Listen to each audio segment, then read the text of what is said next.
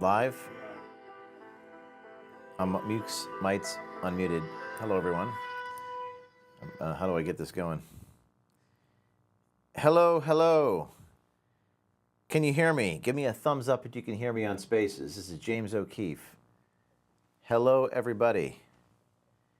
Are we live? You're live. We're live. Nice. 100%. All right. Hello, everyone. Welcome to a special edition of On the Inside with James O'Keefe. We have a special treat for you today. We have launched a film called Line in the Sand, and we have some of the cast and crew on the Spaces. So we're going to spend an hour, and we're going to talk to everybody. But before I do that and introduce all the people, Jeremy Boring of the Daily Wire got me this bottle of whiskey. I don't really drink. I'm not much of a drinker. I don't think I've had a drink in a month. I swear to God. I don't drink. I drink sparkling water. And people think that I'm drinking something that's not sparkling water. It's a little undercover trick. You give the bartender a 20, and you have them play along, right? So I'm just going to pour myself a little of this. I don't know what this is, Whistling Pig. It looks expensive. I don't know. A little bit of this. I got the tweed blazer on. It's cold outside here in New Jersey, in the nondescript building that we're in. You want to know where we are? I'm not going to tell you where we are.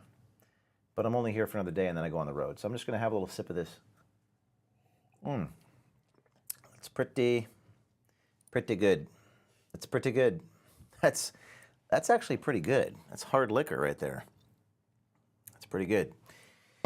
And that's my celebratory drink. Line in the Sand, lineinthesandmovie.com. I just want to say a few words about this movie, and then we're going to go to the Border Patrol whistleblower. Is the Border Patrol whistleblower in the Spaces? Check it. Okay, well, if he's not in the Spaces, we'll go to a few people. We got Anthony, we got Tara, we got Corey, we got Rio Grande Valley Truth, we got Kais, we got Spirit the Rapper, not to be confused with Chance the Rapper. But before I get to all these people, I just want to make a few comments. The film has been doing extraordinarily well. Tucker Carlson and his team have informed me of just how many subscribers they've received. And the film has been overwhelmingly reviewed in a positive way. We have some screenings tomorrow in Los Angeles, screenings in Florida, screenings in Dallas. We have a screening tonight in New Jersey in theaters. And I think this is one of those films that is going to make its way into theaters. The film is not a political film. I'm going to have another sip of this stuff.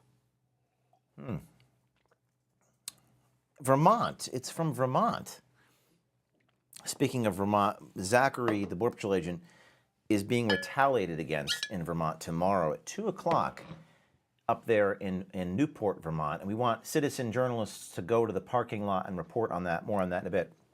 The film is a politically agnostic film. And I want to hear from a lot of the folks, but I just wanted to say a few words about this. If you haven't seen it, it's intellectually overwhelming, it's emotionally overwhelming to the audience, and it highlights the absurdity and the irony of reality. I've been told by people who know about these sorts of things that there really isn't a comparison for this film. Why? Because everything in the film is unscripted and is real.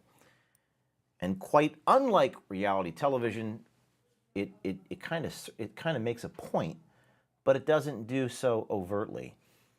And it really does bring up some very serious issues, which is how do we deal with this need to earn a living and to preserve ourselves, our family, put food on the table with doing the morally right thing? And at what point do those two things conflict?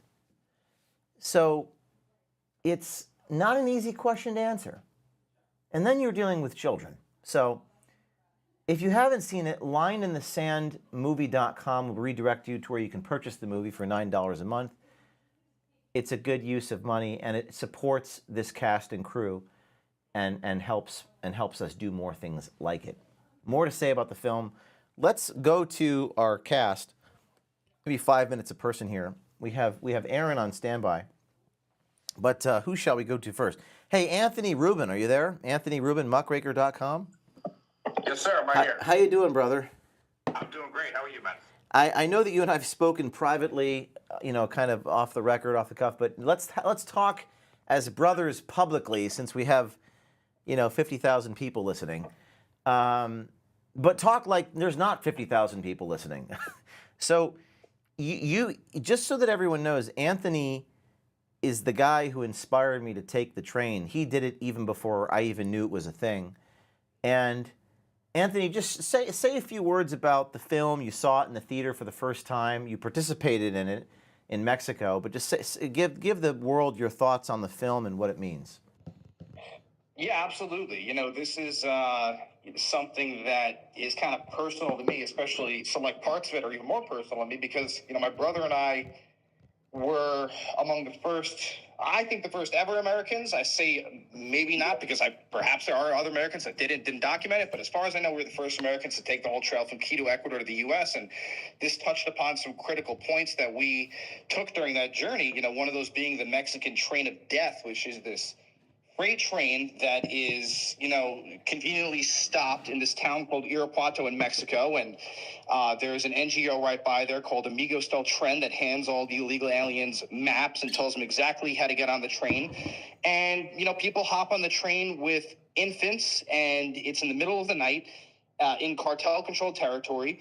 There's stories when you talk to this NGO that operates there, Amigos del Tren, of people, losing their limbs as they slip and fall trying to get on this thing, right? And so that's the kind of thing that we did. And so we hopped on this sucker in the middle of the night and ended up being detained by the Mexican military. And James was able to get that all on camera. I didn't think it was going to come. I was like, there's no way that's going to pick it up in the dark, but it did. It picked it up very well. These little watch cams. Those watch cameras are very special.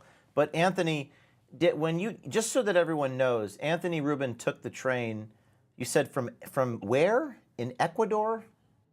No, well, we took the whole trail. We marched the trail, but we also took the train in the same spot that you and I took it. And did you see any death? Like, did you see death when you were on that route? No, we didn't see any dead body. We saw other things, but we didn't see any dead bodies.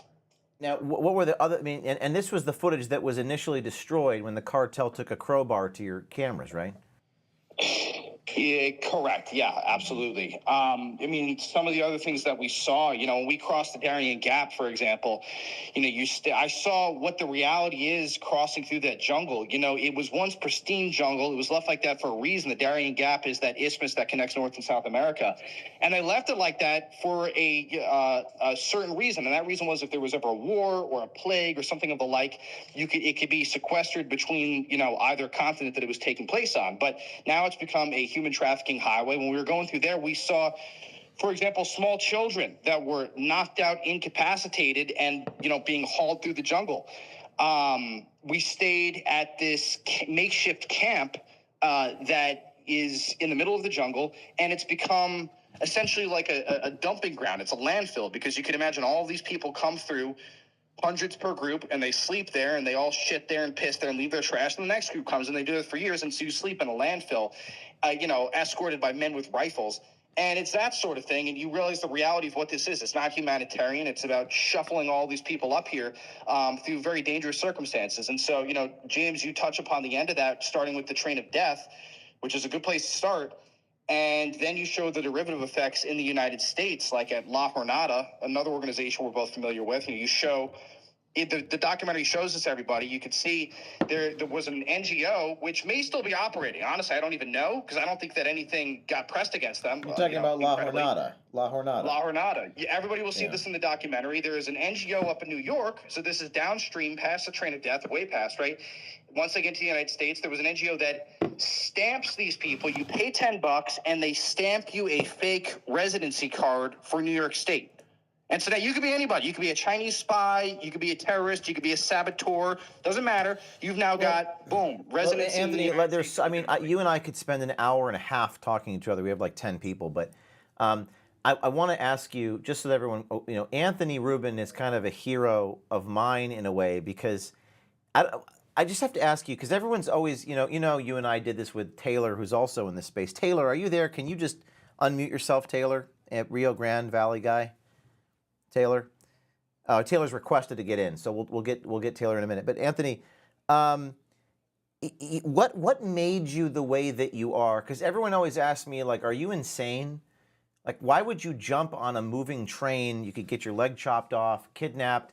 I mean, what made you this way? And how can we make other people that way? Because we need brave people to expose things.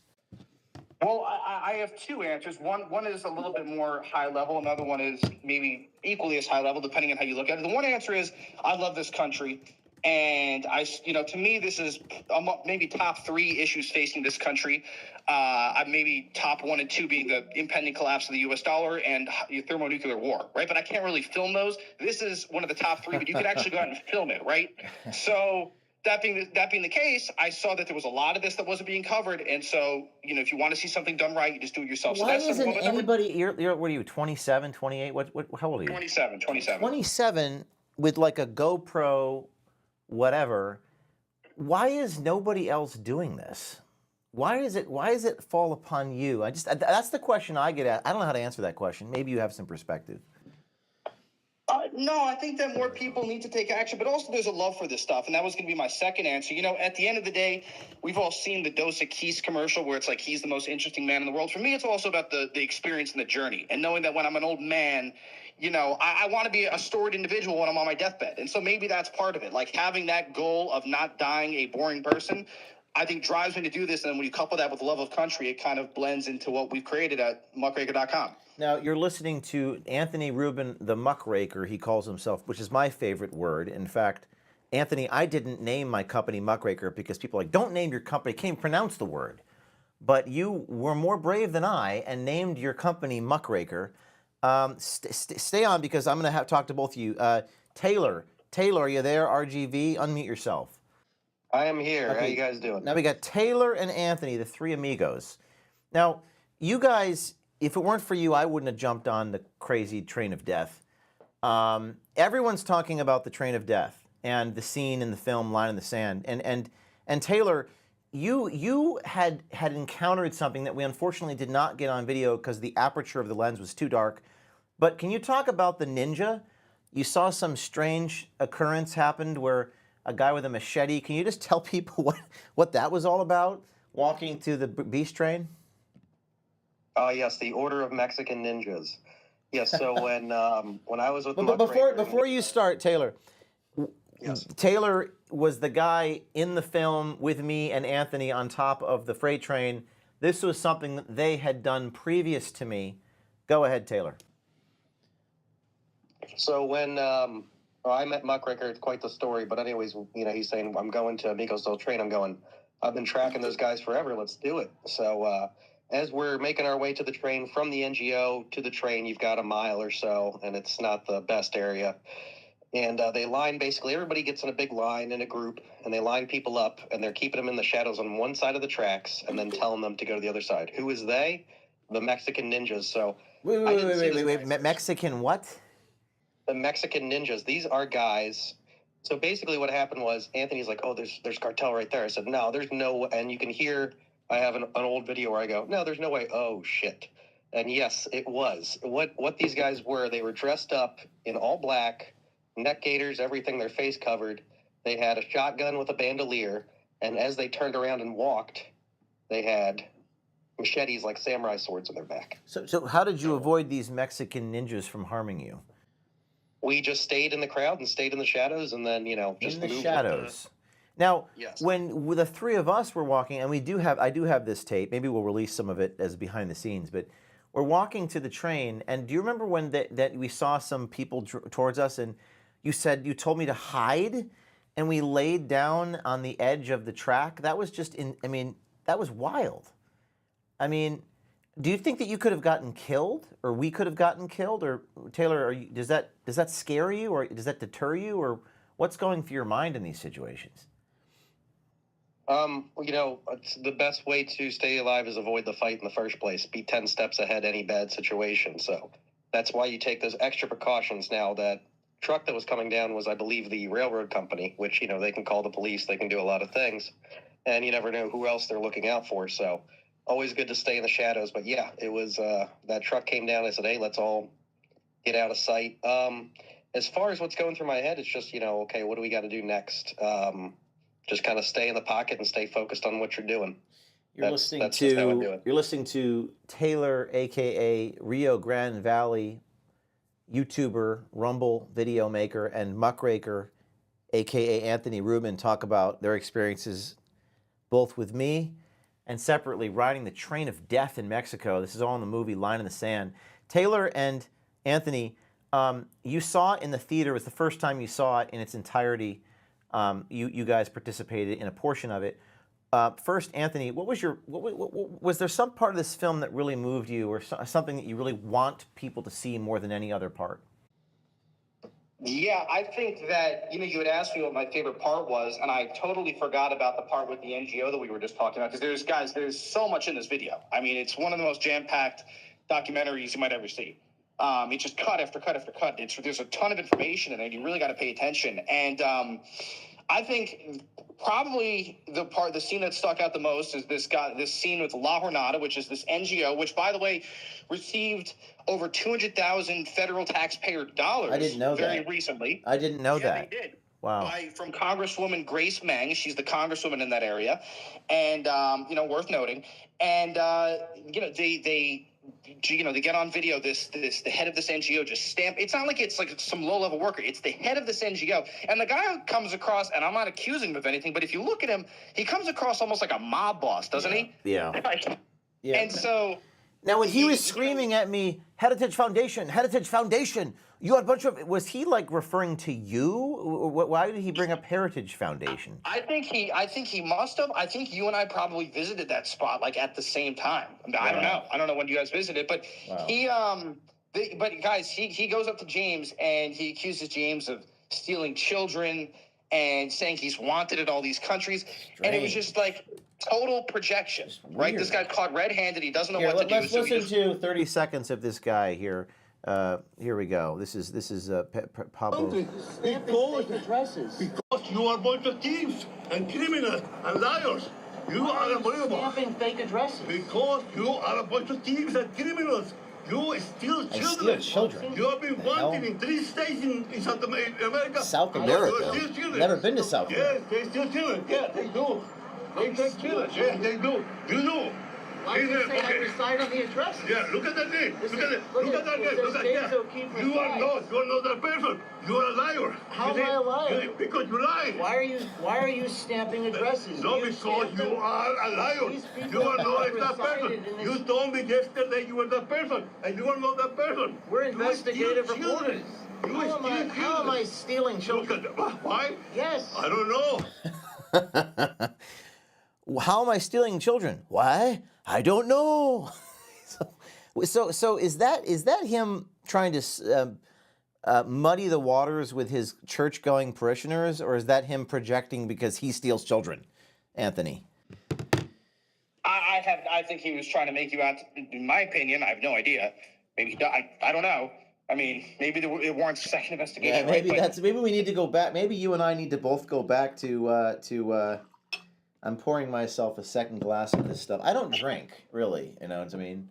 I don't drink. No, I haven't not had at a all. drink in a month, but I'm having a drink because I got my cast and crew of this film, and we're having a good day. Anthony, I think we need to go back to La Jornada and talk to Pedro Rodriguez again. I think you're right. I think we got to go back, and we'll have lots of cameras. Lots of cameras. We have so many people to get to. Guys, any last words, Anthony, Taylor? Anything else you want to say about the film? LineInTheSandMovie.com.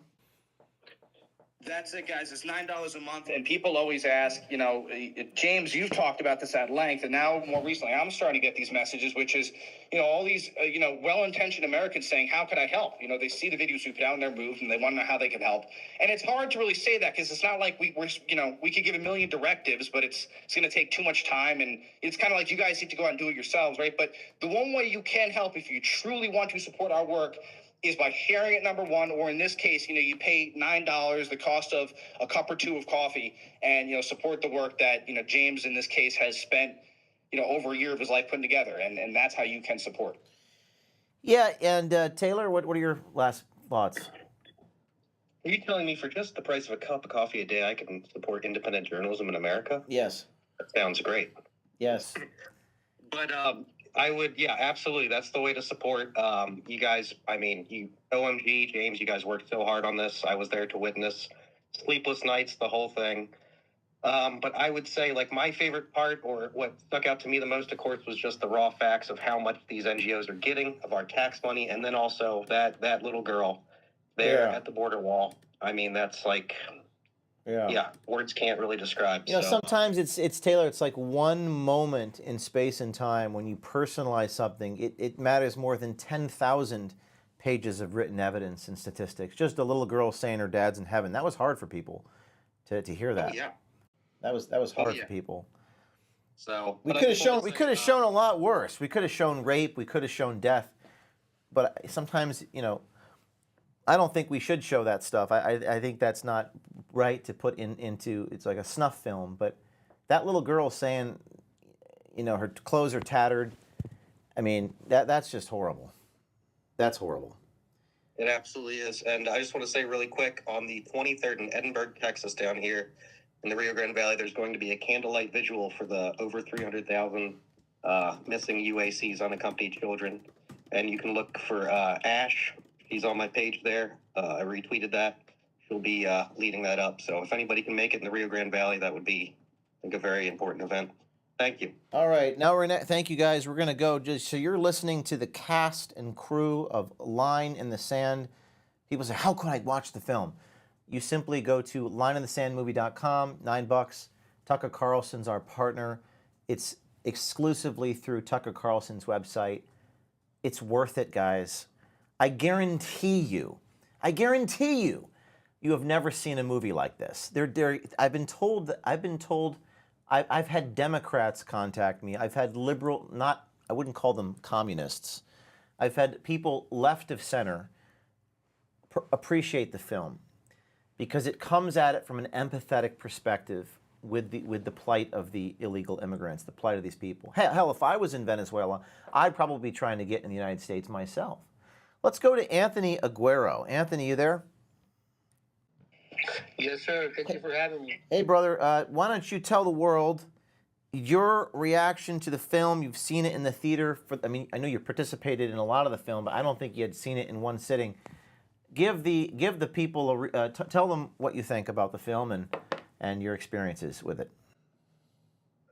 Well, first off, it's definitely all boots on the ground, and people get to see a completely different perspective than when you have people put documentaries together of other people's work. This is actual boots on the ground journalism,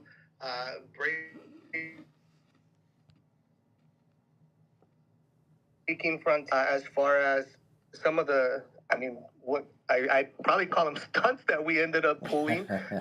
We literally, you were hanging off the truck. You jumped on those trains. We went through cartel tunnels. Like, there's no other film or documentary that really exposes the harsh reality of what's currently happening on the southern border. And my hat's off to everybody that came together and everybody that put in their little grain of sand to make this documentary so successful. And Anthony, the scene where you captured of the two little girls alone, can you talk a little bit about that moment for you and the circumstances behind it and what you felt, what you saw, what you witnessed, what you experienced? Because Aguero was the one who caught that. So could you speak to that?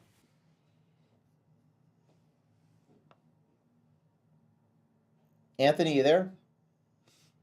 Yes, the minute that the Biden administration removed the protocols as far as DNA testing, it was just a massive influx of children that were coming across the southern border. Many of these kids, before they started really drugging them, many of these kids were coming over, and my understanding is they were being told that they were meeting with their mom, they were meeting with their dad. But in reality, the sponsors and the people on the information piece of paper that they were being sent with did not match no name or address to their family members.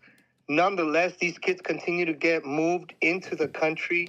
A lot of times, agents unfortunately know that these kids are not going to a family member or a parent, but they are put between a rock and a sword and pretty much are told either you continue processing or, you'll face consequences. So these kids continue to get processed. And a lot of these kids end up being recycled. It's the recycled children of the border, in which cases kids come across the border with grown adults, and the minute the adult gets access into the country and gets expedited their paperwork and released, this child then gets returned to the trafficking organization, in which that child comes back across the border with another adult to do the whole Now, process. Anthony, could you just speak to that when you encountered that little girl, just what was going through your mind? Because you say it's heartbreaking. She said her daddy's in heaven. Just walk us through that moment. It was it's never easy to encounter these situations as a father of an almost 20-year-old female. It's very hard to have to just put it in the back of my mind and continue working. I think to a certain extent we've been callous to some of the situations that we are prone down here on the border. And that one and the little girl that comes out in the beginning of the film, that child was literally rescued from a trafficking situation in which they sent decoy migrants one way, and that child was directed to go to a completely different location. And you can just see in her face the confusion. She's just lost. Now, Anthony, does it surprise you? The audience was so shocked by that scene. It seems to be like one of the major. Everyone was crying in the theater in Newport Beach when they saw that. Have you become numb to it yourself, or having been on the border, seeing all this stuff in person? I don't think I've become numb to it. I think I've just learned to hide it a little better than others, brother. Yeah. And credit to Anthony Aguero, because he spends every waking minute recording, and he captures things that nobody else captures. Because a lot of this, Anthony, seems to be just us being down. When you're there every day, you can't plan it, right? You can't plan the cartel calling, threatening us and calling me a quote faggot, and we couldn't have planned that. It was just because we were there for days. It's just a matter of being there, and a lot of the times you just got to be patient and be scouting out here. I'm actually down here in the San Diego sector right now on the border overlooking the National Guard in Mexico, trying to capture that moment, waiting for that situation to come about so we can... And Anthony, you also said that you found some addresses of unaccompanied children. Can you talk a little about the work that you're continuing to do? Right. So thanks to the movie and people watching it, we've had Border Patrol agents reach out, and they are just bombarding me with information with children that are being attempted smuggled children across the border, in which Border Patrol is apprehending them. And I'm getting the addresses and information to where these kids are essentially being dropped off at. I am on the process of crowdsourcing to be able to go out and showcase some of the locations that these kids are being taken to. I've already looked up a lot of these addresses, and these are not nice areas. These are very, very rough neighborhoods that these kids are being pretty much spread all across the whole country, pretty much. Anthony Aguero, your favorite moment from the film, a moment that moved you the most? Having seen the courage of one single soul, Zach, the last 8-9 years, I've prayed for Border Patrol agents to take a stand and do what is right on the atrocities that they are witnessing, and a lot of the unconstitutional duties that they are being forced into compliance to. And that for me, the fact that we had one individual with that kind of courage, it was all worth it to me, because now people are starting to wake up. More people are starting to wake up, and now we're seeing Border Patrol agents coming to light and taking a stand. I can tell everyone that when Aguero saw the film, it was almost like a spiritual experience there. We had the Airbnb in California, and we were all crying because Zach single-handedly inspired like an army of people to reach out to us. What a remarkable thing. And Aguero, you and I are going to be in constant communication, and thank you for your courage and your just constantly being down there. I mean, you show up, and that's really what matters. And thank you for doing this, and we appreciate you. Before we go to the next person, I did say in the space that I have an announcement about an exclusive bombshell that we're dropping, and we are dropping it right after the space. So what is that, like 6 o'clock, 5:45, something like that? Yeah. What time is it now? It's 5:11 on the East Coast. 511, that's the name of a company, a clothing brand. All right, did you know that? No, apparently. So we have a bombshell inside Facebook, and excuse me, is it Meta or Facebook? Meta.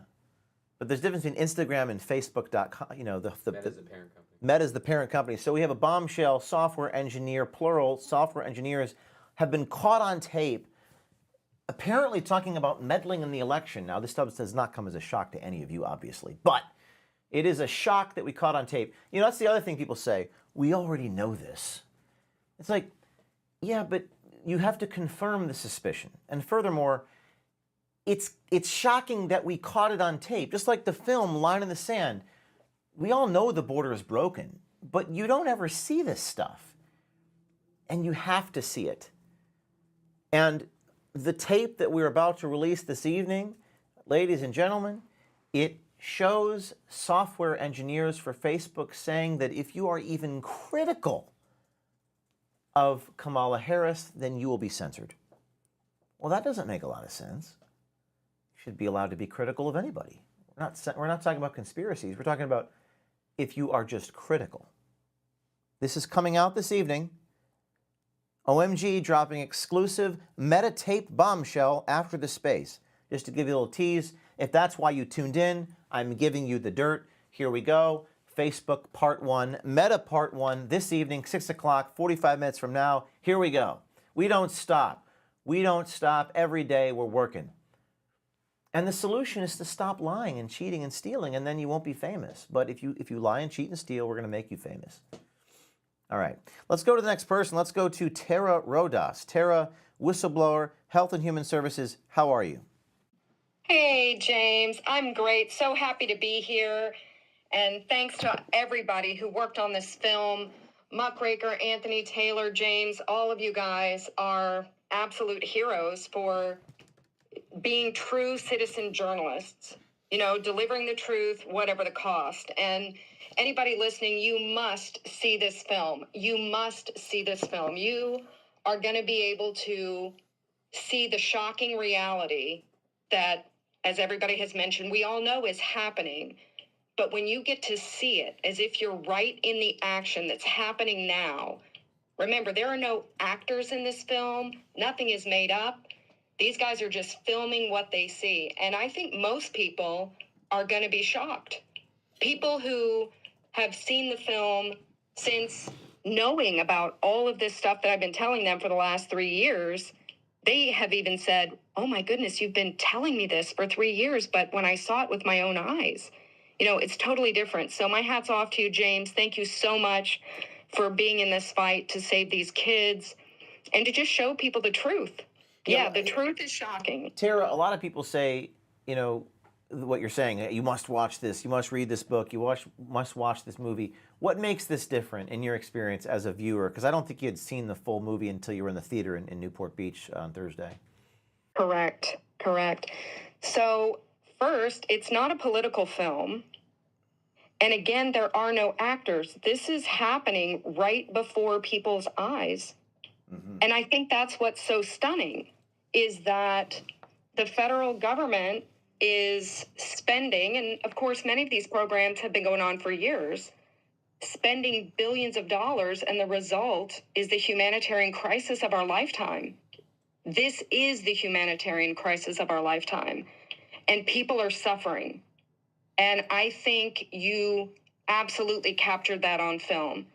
It was really hard because I've looked into the eyes of these kids.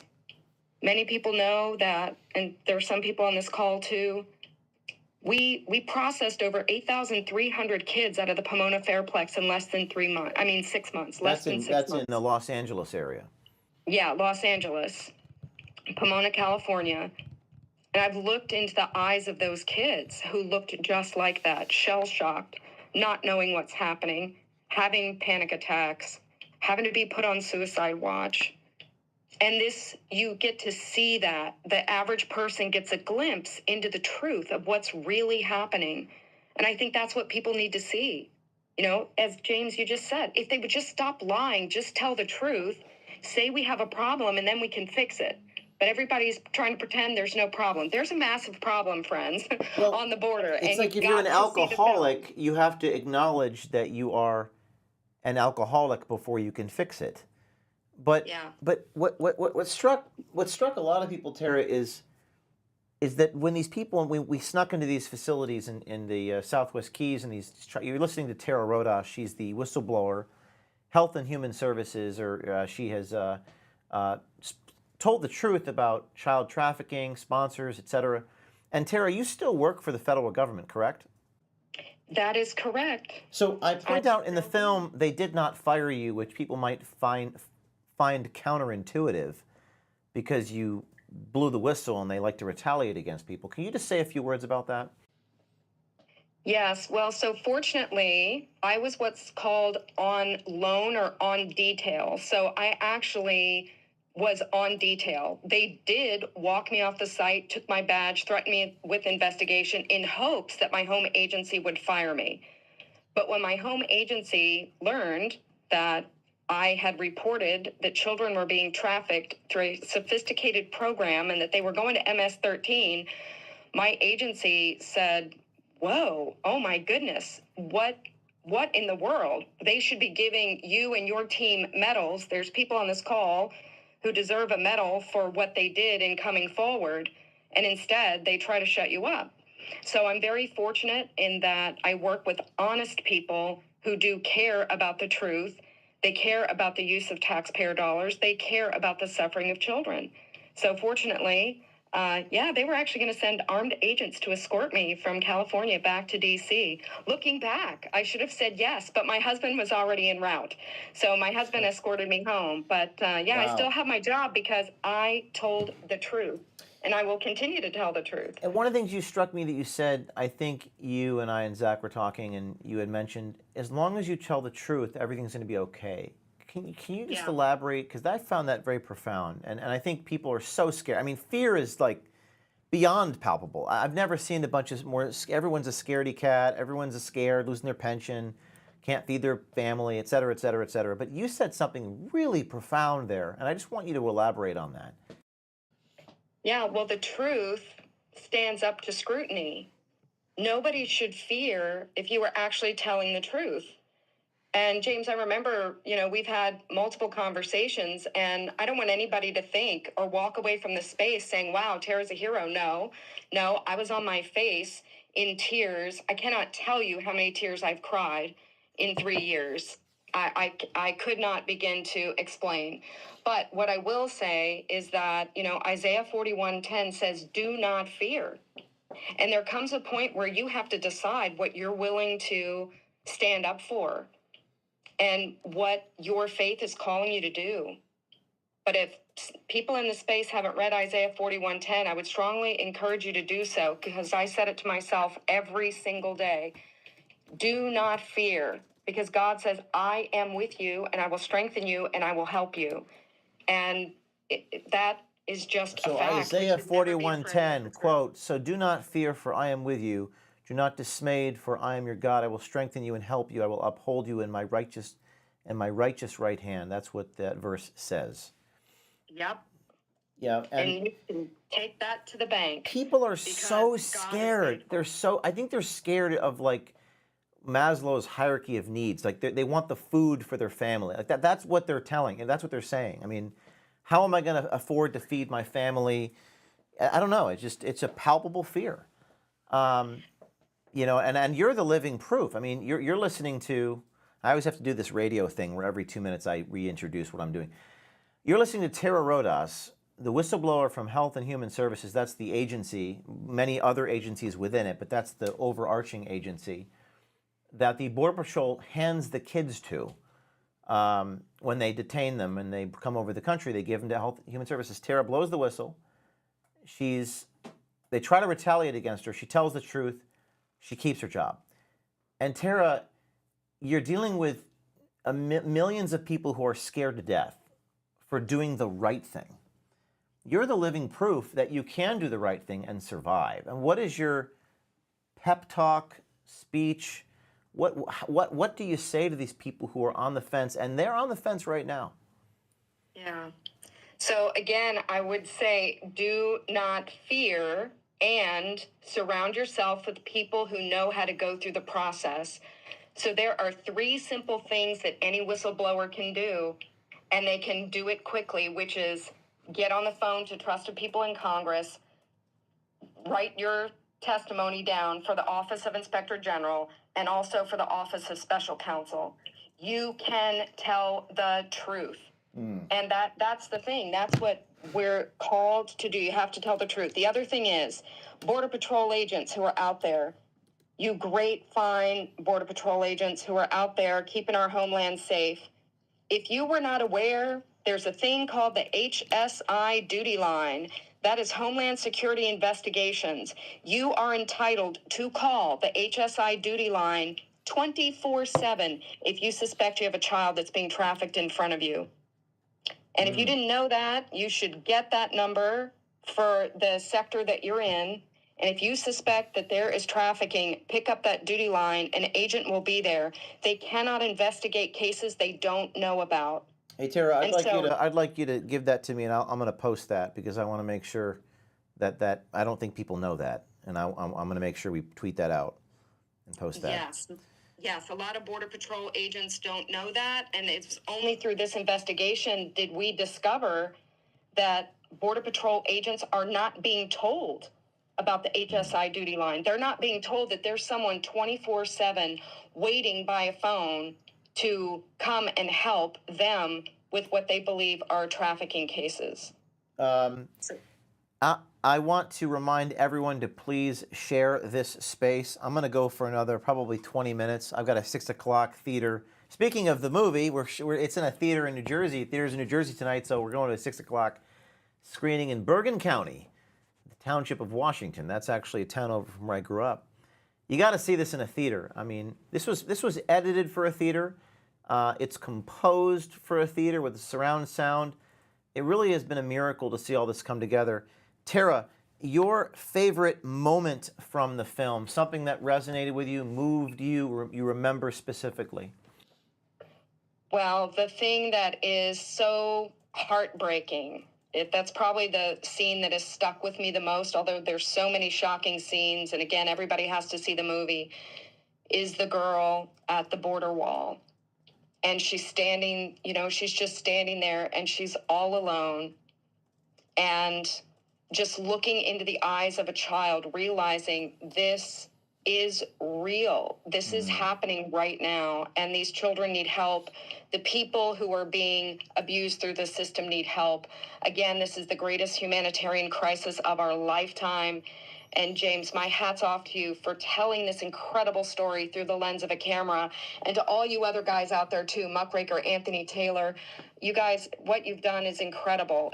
Allowing the American people to really see what their finances are being used for.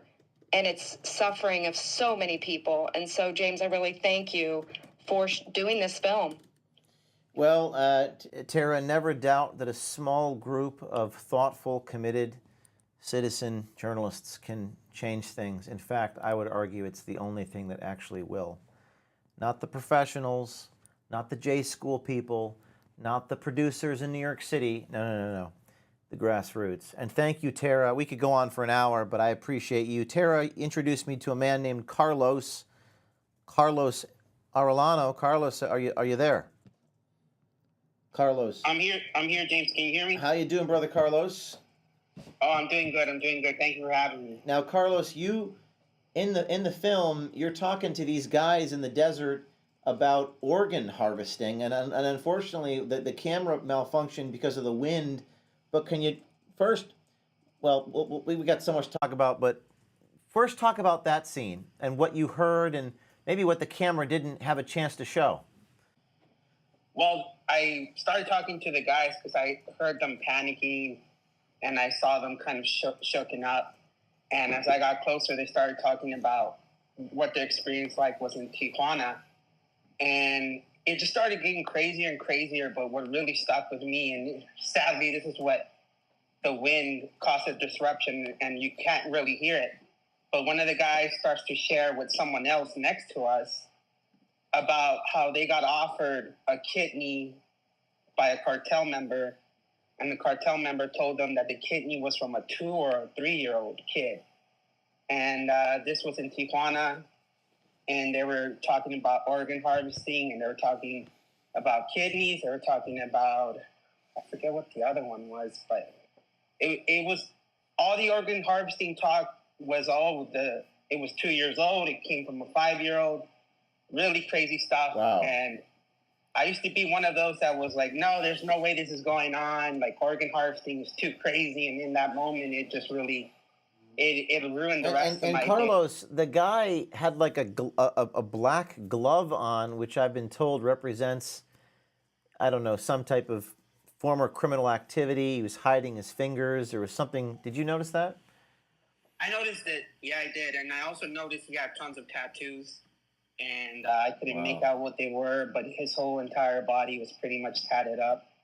And they started talking to each other, and when they noticed me trying to listen into the conversation, they kind of took a step back and didn't really want to tell me what they were talking about. But it was crazy stuff. The desert out there in California, I wouldn't be able to do what people like Aguero do every day. That's just sad to hear all that stuff every day.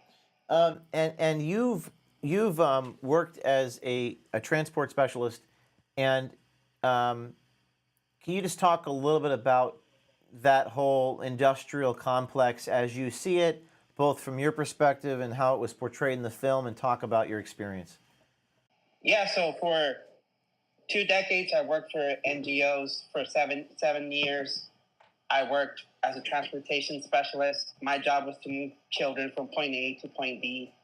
So I would get about 4 or 5 kids from the border in Texas, California, Arizona, get on airplanes and deliver them across the country.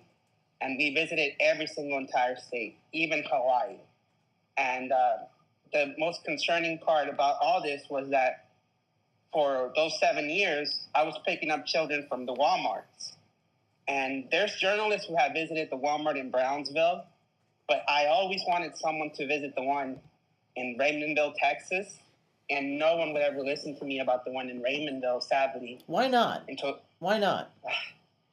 I asked myself that question. I guess just, how much evil is going around in that place, because the reason why I wanted someone to visit that Walmart until you came along and you went with me, was because the youngest baby I ever moved was a 3-month-old baby, and it was out of this Walmart.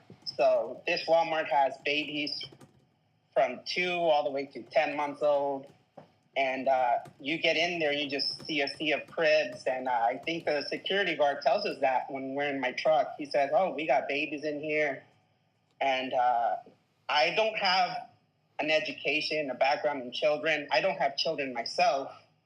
I dropped out of high school. I got a GED, but they entrusted me with a 3-month-old to move them from Texas to the East Coast. And that has always bothered me. I always regret it. You know what else is bothersome? When we went to you're listening to Carlos, we're talking about lineinthesandmovie.com. Line in the Sand, the film, which is groundbreaking film, and it's no small part because of people like Carlos, who him and I snuck into these child encampments that you've never heard of in the middle of nowhere in Texas. And Carlos, you talked to a gatekeeper, and what struck me was he immediately started talking about money. It was almost like the children were commodities. What you had recorded this encounter with this gatekeeper. Tell us about that. Yeah, so during the conversation with this gatekeeper, I think he told us that he gets a better pay, he gets a raise if he does his job right and keeps this place a secret. I think he told us that, if I'm not mistaken. And there are bonuses involved when it comes to these children. That was so strange. Sorry, interject, because people who have not seen the film, Carlos asked the guy, "Is it pay well?" And he's like, "Oh, it pays well, and it's not a very stressful job." That was a weird thing for him to tell you. And then he tells you, this is the gatekeeper of the secret child facility, "I'm not supposed to tell you what it is, but you guessed it." And then he says, "I'm really good about obeying orders not to tell anybody." What type of crazy people are they hiring to work at these places? Well, they don't do any backgrounds. They do the backgrounds as you're working. So that security guard could be a rapist, could be a really bad person, and the company won't figure it out until 3-4 months into this person working, being around children. So there's a lot of times where I would show up to a Walmart and I would say, "Hey, where's Jose? Where's Raul?" And they'll tell me, "Oh, his background came back and it was dirty, so we had to let them go." I mean, Carlos, how do we solve all this? Like, what's the solution? Do you just need a ballsy politician to defund the entire administrative state? Like, what is? I mean, I think the solution is to know about it, but beyond that, what's the solution? Yeah, I mean, there's people on both sides who are in on it, and I think I agree with you is that it just needs to keep being exposed over and over again. I've had politicians on both ends who promise me things and never do anything. You're actually the person who's done the most when it comes to these. One of the person who's done the most out of these when it comes to these children, because others just make false promises, get my hopes up. And when it came to you and I asked you, "Hey, can you come down and visit the Walmart?" you said, "Show me." So I'm really thankful for that, James. Thank you. I was going crazy there for a second, thinking no one would come. I think I'm probably too much on the action-oriented side sometimes, but thank you. Hey, Carlos, favorite moment from the film, something that moved you, something you're indelible in your memory that you liked the best? Actually, it was just seeing how you brought everybody together, you know, seeing from Tara to Muckraker to RG Truth to Anthony Aguero. It was pretty cool seeing it all come together. Everybody has their own experience at the border, and it was just amazing seeing all the people doing it.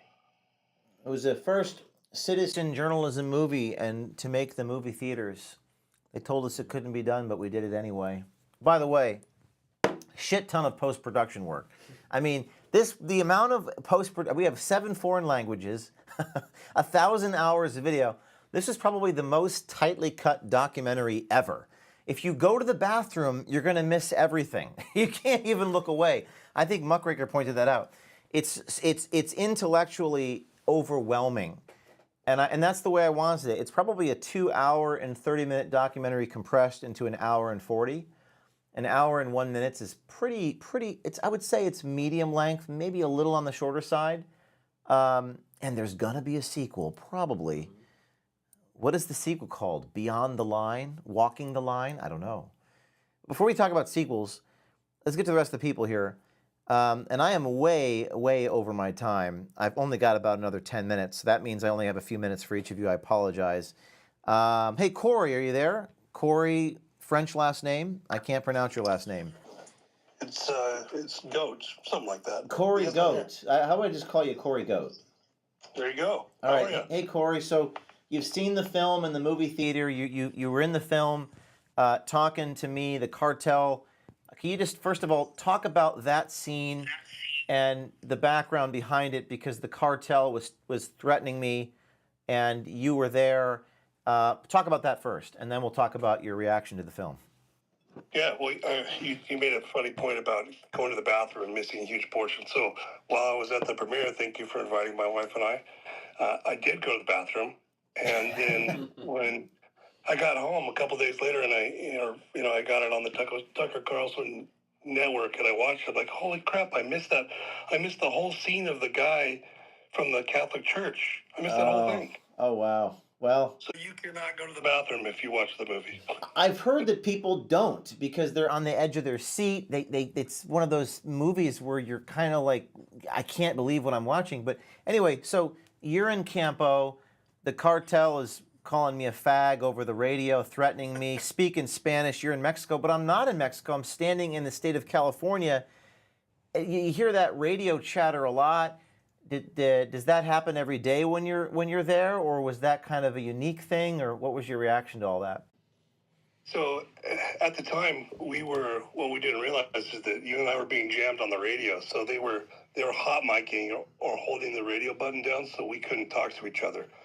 And so they were messing with our communications. And they don't do that anymore because I have better radios now. So they can't jam us anymore. Oh, they can't jam us anymore. Maybe we should go back and just film them jamming us because he gets some very intriguing dialogue. That's what struck me. Like, maybe we just need to go back and just film them talking to us on the radio. You know, it's an idea. Anyway, Yeah, they're not very friendly to you on the radio. no, they're not nice. And people were shocked that the agents were kind of like just sitting there and shrugging their shoulders, and I know you probably don't want to disparage agents, make generalizations, but I think that's one of the main takeaways from the film is just the weakness and the complacence. And I recognize these guys are kind of between a rock and a hard place, but what's your comment on all of that as someone who spends so much time there? That's a good point because I grew up here in San Diego, so I've watched the Border Patrol go from extremely proactive. I would go out where you and I went and the rest of the team went, and within seconds they would have stopped me. And even to go out there and go hiking and stuff, they would have stopped me and said, hey, what are you guys doing out here? And now we can go out there and basically do whatever we want. And it's crazy to watch, crazy to think about because it's a ghost town. You'll go out there along the border and do whatever you want and see all kinds of crazy things happen, and no one's there. What's unfortunate to watch is this massively proactive Border Patrol 10 years ago, 5 years ago, go from this morally beaten, it's like a beaten dog almost, and it's horrible to watch because I know how good they can be, and Tara's talked about it as well. We know we're friends with a lot of these guys, we're friends with these people, and their morale is just absent. In the gutter. It's in the gutter.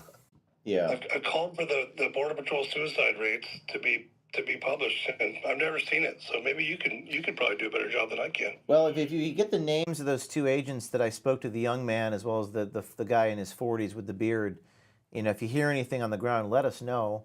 And also that scene where the cartel guys are talking to me through the fence with the skull masks and the saw. Have you ever been face to face with them like that? I have, and they're so brazen that they don't care. I don't know, a few weeks ago, I was taking someone else down to the border and showing them. I was driving by, they throw a ladder over, one of those rebar ladders. They throw it over, and people just start climbing over right in front of us. They just do not care anymore because they know nobody's going to do anything. I mean that scene was wild. I mean I thought it was interesting how they said we need to get paid. You have to let us finish the job. Like almost like were they going to get killed if they didn't finish doing that, Corey? And I've thought about that a lot since that day. Are they? These are just questions that are going around in my head, right? Are those locals that are forced to do that job because they know where to go and they know where to cut, so nobody can stop them quickly, even though no one is stopping them? Or are those cartel members? I don't know. Well, it seems to me like, once again, it was all about money. Even that's the words that came out of their mouth. We need to get paid. Everyone's making money off this deal. Border Patrol agents, cartel, Yeah, except us. We're paying for it. We're paying for it, but all those people are going to be out of a job if the crisis is solved. That's what's. Yep. Hey, any other part of the film that really touched you? Or I always ask people, what's your favorite moment in the film? I really like how you you tied everything together because my portion is just one little portion here. We have the massive portion, especially there's 150,000 people coming from Tapachula right now as we speak. So being able to tie the train all the way to the East Coast, and I know that we can go way more in depth with this stuff. Yeah. It was just easy to watch that Catholic. The church guy. Oh, the New York City guy screaming at me saying, "You steal children. You are wanted in all the states, and you are wanted in all the states of New York." I don't even know what he means by the state. I mean counties in New York? States? So Strange. he just massively went on the defense right off the bat, right? Yeah. So why would you be so defensive if you? I mean, it's just, this is the inherent in the work that we do, which is the narcissism is an overused word, but the dividing line between good and evil in every human heart. And sometimes men do not succumb to their better angels. And when they are caught so unequivocally so, they are forced to hate the person that is truth-telling about them. It's really a deeper concept. It's psychological, but glad that. Thanks, Corey. And hey, if there's one thing that we did not expose that still needs to be exposed, maybe something the world doesn't know yet, what would that be about the border? Piece of land that you were standing on out there. We were on a lot of different pieces of land, but one of the pieces of land is owned by P. Diddy's former bodyguard. P. Diddy's former bodyguard owns the piece of land where he had filmed that introductory scene. Where the fence, one of the spots where the fence ends in Campo. It's actually Boulevard, but yes. Huh. Yeah, kind of weird, huh? I'm going to tell you something else that's very weird. You're listening live. You're listening to Corey Goat. He's the guy in the film. He's a colleague of mine. Runs a foundation, exposes what's happening, goes face to face with smugglers, cartel members. You're listening live here on the Line in the Sand film, and the cast are on the air. But this just happened a moment ago. We're about to break a story inside Meta Facebook. This is a software engineer saying that they're going to censor you if you criticize Kamala. Meta removed one of my colleagues' account, but they've just reinstated him. Okay, they're messing with us, but we're back on Meta. They're going to start banning our accounts because now we're investigating Instagram. Someone said we should investigate Netflix. We go after all the sacred cows: Disney, Facebook, Instagram, cartel. I mean, it's like, what's next? I mean, FBI, Pfizer. It's like my staff wants to get me killed. I mean, you pick the most powerful people in the world to mess with. All right. You can be blacklisted from everywhere. You know what I mean? Let's investigate Tucker Carlson. Come on, guys. I mean, that's how you know. I mean, So thank you, Corey. We've only got a few minutes left, and I know there's like 100 people to talk to, but we're running out of time. What else we got? I guess we got Spirit, Juan. We didn't get to Aaron. We're going to have to do that another time. Well, is Aaron on the show? Is Aaron here? Do we have Aaron on? Aaron Vecchi?